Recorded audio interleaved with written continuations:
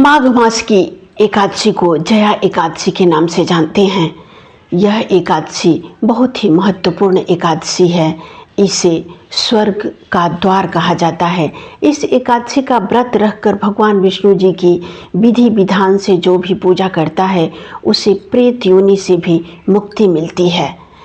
एक बार धर्मराज युधिष्ठिर ने भगवान श्री कृष्ण से कहा कि हे प्रभु, आपने तो सभी एकादशियों की कथा हमें सुनाई, आज आप हमें माघ मास के शुक्ल पक्ष की जया एकादशी की कथा अपने मुख से सुनाइए, हम सभी सुनना चाहते हैं।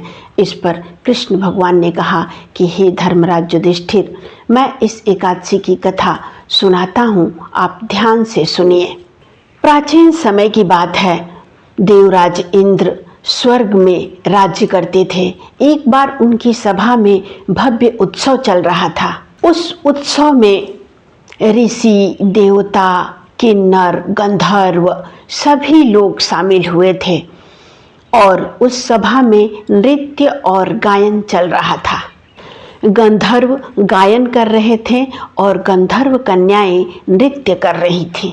नृत्य करते करते अचानक एक गंधर्व कन्या पुष्पावती की दृष्टि गंधर्व राजकुमार माल्यवान पर पड़ी और उनको देखकर वह मोहित हो गई और अपने नृत्य से भटक गई और माल्यवान भी अपने गायन से भटक गया। ये सब दृश्य देखकर सभा में उपस्थित सभी लोग क्रोधित हो गए। सभा में सबको क्रोधित देखकर इंद्र और भी क्रोधित हो गए और उन्होंने पुष्पावती और माल्यवान को श्राप दिया कि तुम प्रेत योनि तुम लोगों को मिलेगी, और अपने सभा से बाहर निकाल दिया।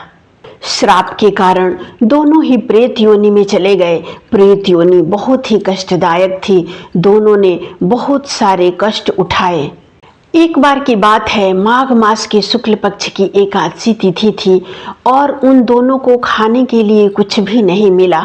अब वो दोनों खाने के लिए भटकते रहे, लेकिन मन में भगवान विष्णु के मंत्र का जाप करते रहे।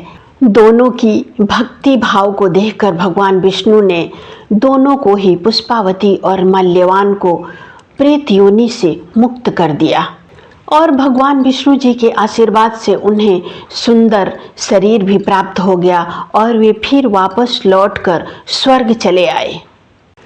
वहां पहुंचकर दोनों ने इंद्रदेव को प्रणाम किया। इंद्रदेव उन दोनों को देखकर चौंक गए और उन्होंने पूछा कि तुम्हें पिशाच योनि से मुक्ति कैसे मिली। तब दोनों ने बताया कि भगवान विष्णु की कृपा से हमारे पाप नष्ट हो गए और हमें पिशाच योनि से मुक्ति मिली और साथ में सुंदर शरीर भी मिला। जो भी व्यक्ति व्रत रखकर विधि विधान से इस दिन भगवान विष्णु जी की पूजा करता है और उनकी कथा को सुनते हैं, उन्हें पुण्य फलों की प्राप्ति होती है और पिशाच योनि जैसे कठिन योनि से भी मुक्ति मिलती है। इस दिन व्रत के साथ साथ ही जया एकादशी व्रत की कथा को भी सुने, इससे व्यक्ति को मोक्ष की प्राप्ति होती है। बिना कथा सुने व्रत अधूरा माना जाता है, इसलिए आप जो भी एकादशी व्रत रखते हैं उसकी कथा को अवश्य सुने। आप और आपके परिवार पर भगवान विष्णु जी और लक्ष्मी जी की कृपा सदैव बनी रहे। अगले वीडियो में हम फिर एक नई जानकारी के साथ उपस्थित होंगे। नमस्कार।